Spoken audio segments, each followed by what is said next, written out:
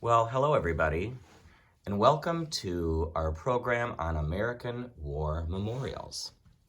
And we're going to take a look at some of the military memorials around the country. We certainly won't see them all, but I think we're going to see the most recognizable and famous locations, including several memorials in Washington, D.C. and other places. And I want to point out, this program was actually made around Veterans Day. And so I had some facts here that I think are really worth sharing, that over 48 million Americans have served our country in some capacity since the founding of this country, including over 2 million of those veterans have been women.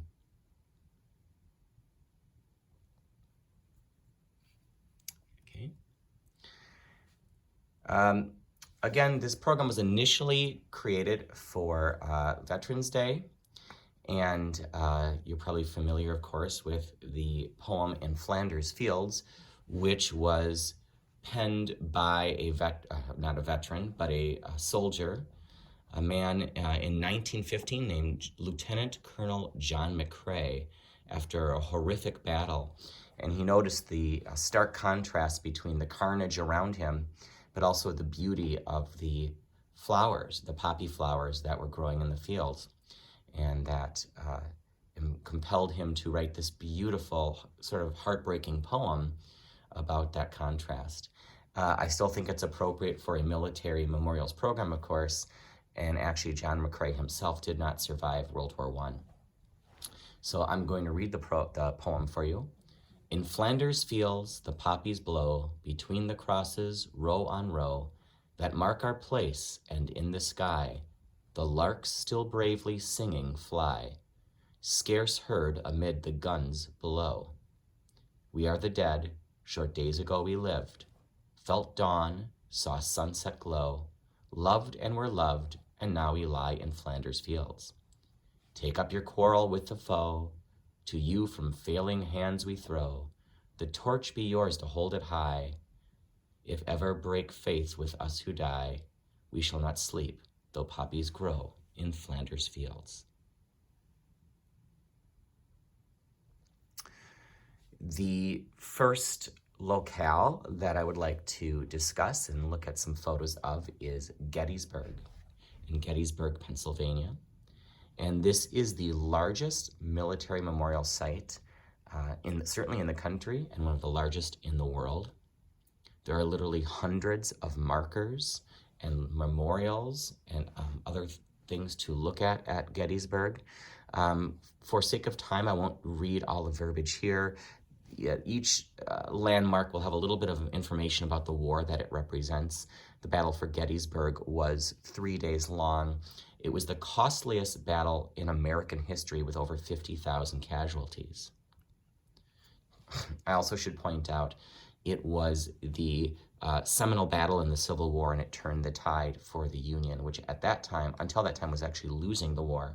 After Gettysburg, the Confederacy was unable to go back on the offensive. So looking at this field, this is actually one of the, oh boy, now I'm just forgetting some of my facts. I apologize. But anyways, you can see just this field of battle early in the morning, the mist on the field. And it's it's beautiful, a little bit eerie. It's very timeless.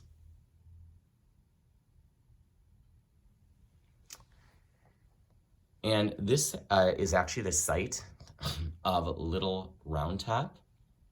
And this is where a great battle was fought on the second day of the war, where the Confederacy attempted to outflank the Union. So to go around the Union lines and hit them from behind. And it was up really to this colonel and his younger brother, who were in command of a very battered regiment of soldiers. They had been badly damaged. The regiment had many losses of lives, many casualties in the first day of fighting. And so they had asked this man to go sort of behind the lines where they thought it would be safe and for his regiment to recuperate.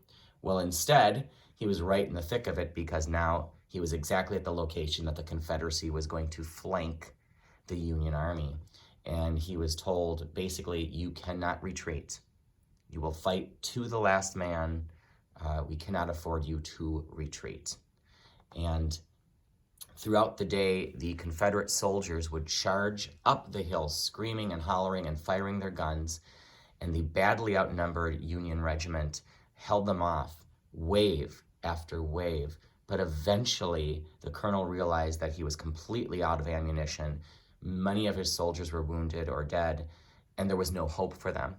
Well, instead of surrendering, which was not an option, or just waiting on top of the hill to be overwhelmed by the next wave of Confederate soldiers, he told his remaining men, including his little brother, to affix their bayonets. No bullets left, to affix their bayonets and charge down the hill into this storm of Confederate soldiers. Well, it so unnerved the Confederates, it was so unbelievably daring and terrifying that the Confederates misunderstood the situation and dropped their weapons and surrendered to this badly outnumbered Union regiment, what remained of them. And because of that, Little Round Top was held and the Union line held as well. And you can see that he is immortalized there with a statue. I wanted to include this photo. It is the Minnesota Volunteer Regiment Memorial. Every state in the Union can pay to have a monument or memorial at the park. The government did not build these memorials. It was actually money from each state, and every state that was represented in the battle on one side or the other has included at least one monument. This is the Minnesota Volunteer Regiment, and the casualty rate amongst the Minnesota Volunteers was incredibly high. But again, just to impress that these boys that fought there, they were all volunteers. They believed so much in this cause, and they fought with great bravery. This is the close-up of the Minnesota Volunteer Regiment statue. And you can just see the great attention to detail. The largest monument at Gettysburg is the Pennsylvania Memorial. It stands over 110 feet high and was dedicated in 1910. It is made of North Carolina granite and set over an iron concrete frame. And at its base, it is lined with bronze tablets listing the Pennsylvania regiments and batteries and the names of the 34,000 Pennsylvanians who participated in the battle. Pretty amazing, 34,000. And you can see just the beauty of this gigantic monument and some familiar faces there, such, of course, as Lincoln on the left and General Meade on the right. And at the very top of the monument is an angel. And the angel holds a palm frond in her right hand, symbolizing the desire for peace, but a sword in her left hand, meaning that America will fight to secure that peace. I think one of the most touching memorials is actually the Louisiana Memorial for artillerymen. And there is the patron saint of artillerymen represented in this statue. And it's quite powerful. It is a wounded or dying Louisiana soldier with what looks like the spirit of this patron saint rising out of his body and blowing a trumpet. And we're going to see it up close. You can see that this is the patron saint, Saint Barbara. And she is holding a flaming cannonball in her left hand while blowing a trumpet. And you can see she is literally rising up out of the body of this fallen artilleryman. And again, just look at the attention to detail. One of the most touching memorials, I think, is the Masonic Memorial, and it is titled Friend to a Friend, Brotherhood Undivided. And you can see, and we'll get a closer look now, there is a Confederate officer wounded, and he is being comforted and cared for by a Union soldier. And maybe implied that they were both Masons, and that though they were both fighting for different sides and different causes, ultimately they're bound by the Masonic Brotherhood. And I think this really typified what was happening in this country. You had sons versus fathers, brother versus brother. The country was divided, and people from families and friends were torn. Even General Lee himself was torn between loyalty to the country,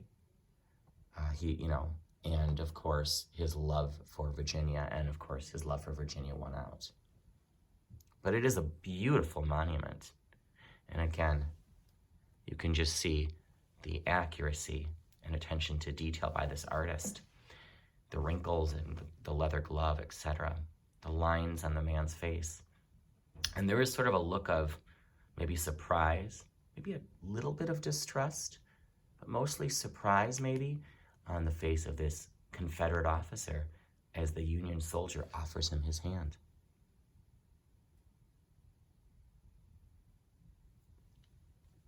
Just beautiful artistry.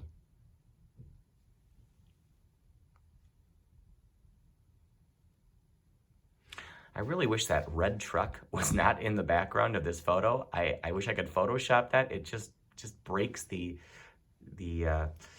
atmosphere so much. But there is a memorial, of course, to nurses and to the women of Gettysburg. This was a small town, and no one wanted a battle there. It was really accidental, where you had Confederate soldiers heading into town looking for food, looking for shoes, looking for equipment, and you had a Union scouting party coming ahead, and they bumped into each other and began fighting, and then more units were called in, and then suddenly this is where the big confrontation between the main body of the Union Army and the General Lee's Army of Virginia was going to be. It wasn't chosen, it happened.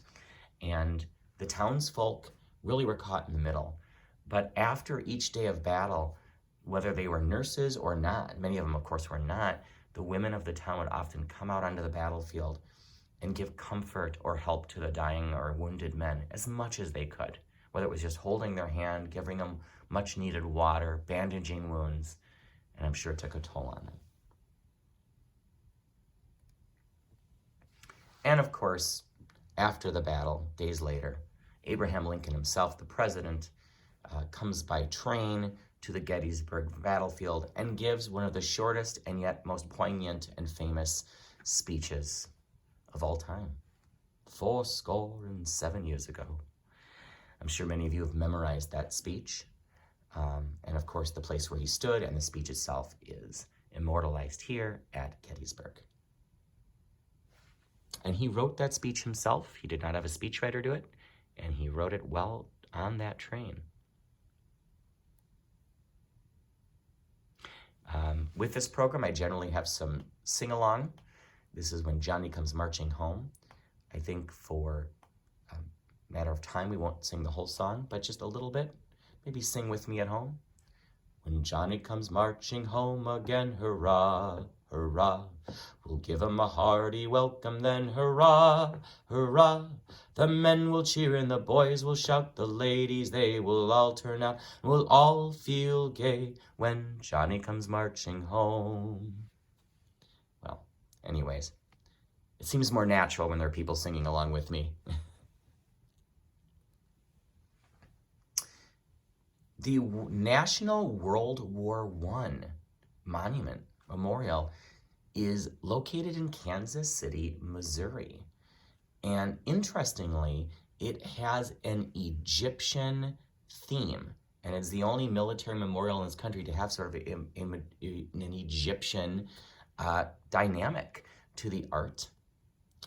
And you have this sort of obelisk rising up into the air, and at night there's an eternal flame, and we'll see a picture of that. Then on each side there are two different museums, and in between there's sort of a bridge connecting them, and there are sphinxes on either side of this obelisk. I'm probably not saying that word correctly. You actually enter the museum at the bottom here. So we'll see more up-close pictures. This just gives you an idea of the scale of the park. It is absolutely enormous. One of our coworkers, Stacy, or former coworkers anyways, has been to the World War I Museum and said it's really hard to imagine how big it is by just looking at these photos, but it is an enormous park. And of course, World War I was the war to end all other wars. Of course, it did not. It was the first world war to be fought on almost every continent, with maybe the exception of South America and Antarctica. But it would not be the last, and many people would argue that World War II was in many ways an extension of World War I. And the design of the building is in classical Egyptian revival. That's what it says. So there you go. The exterior is made with Bedford stone.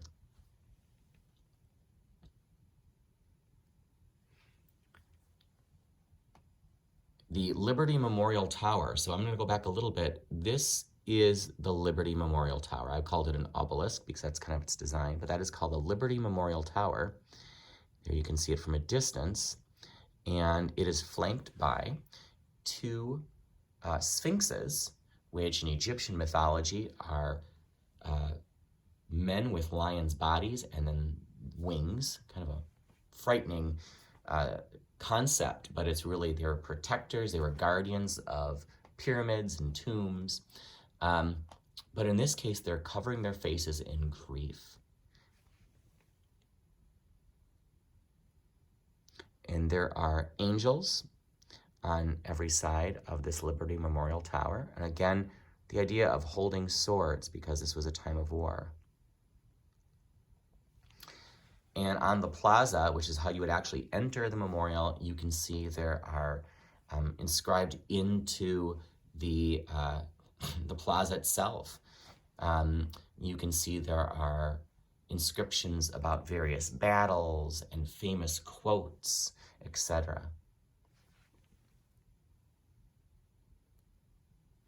There is a massive frieze on the outside of the memorial. It looks small with this photo, but it is absolutely enormous. And here's what it says. These have dared bear the torches of sacrifice and service. Their bodies return to dust, but their work liveth evermore. Let us strive on to do all which may achieve and cherish a just and lasting peace among ourselves and with all nations. So when you enter the World War I Memorial, you walk across a glass bridge, a clear glass bridge, and it looks like there's water below. Now what's actually below there, sort of floating, are 9,000 red poppies to represent the 9 million soldiers who were lost in the war.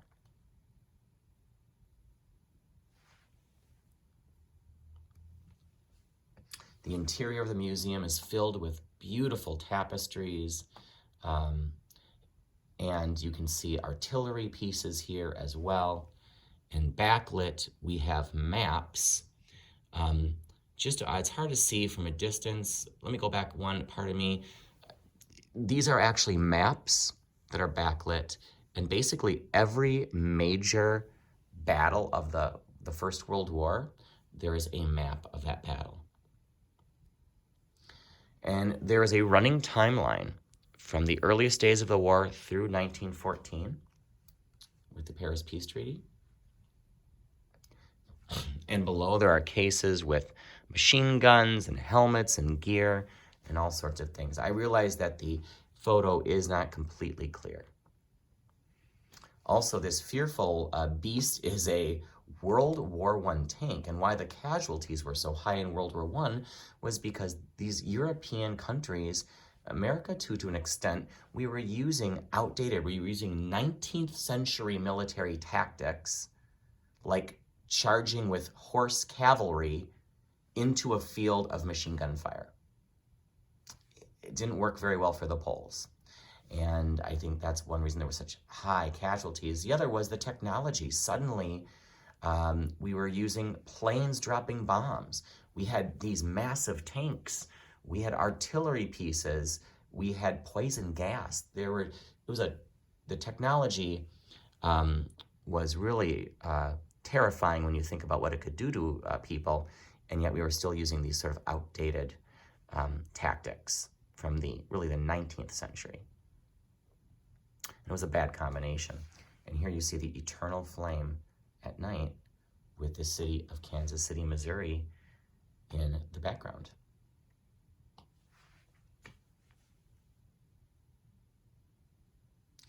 And we have a song.